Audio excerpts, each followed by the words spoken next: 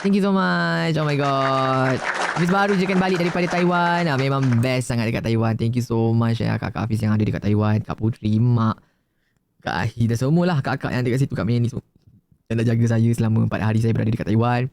Yang dah berkongsi kebahagiaan dengan saya dekat Taiwan. Yang dah makan banyak-banyak dekat Taiwan. Terima kasih sangat-sangat Hafiz ucapkan.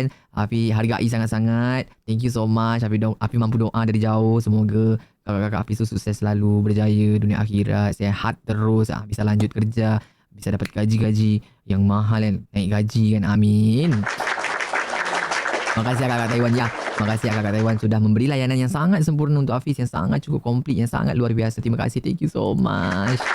Thank you juga kakak Hafiz yang dah yang dekat Taiwan kemarin tu, yang udah bagi gift kan, gift kado lah, bagi buket, bagi uang, bagi baju seluar semua, segala-gala macam kan.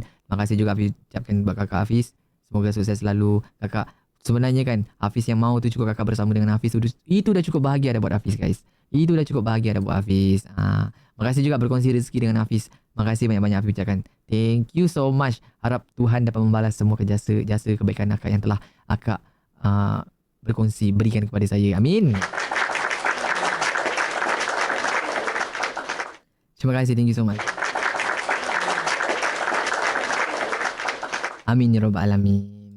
InsyaAllah semoga ada rezeki kita bertemu lagi. Amin. Amin. InsyaAllah nanti kalau ada rezeki lagi Hafiz main dekat negara lain pula, okay? Nongkrong-nongkrong, makan-makan, itu udah cukup kan.